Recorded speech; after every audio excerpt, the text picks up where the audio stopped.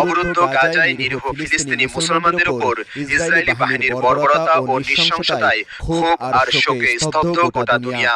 শিশু কিশোরদের নির্বিচারে হত্যার জন্য ইহুদি ইসরায়েলের ধ্বংস কামনা করে চলছে প্রার্থনা, দিচ্ছে অভিশাপ।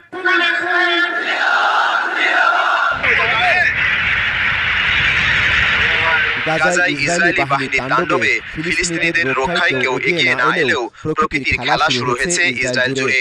গেল কয়েকদিন ধরে ভয়াবহ দাবানলে পড়ছে ইসরায়েলের দখল করা পবিত্র জেরুজালেম এবং আশপাশের এলাকা, যা ভয়ঙ্কর রূপ ধারণ করে ধেয়ে আসছে রাজধানী তেল আবিবের দিকে।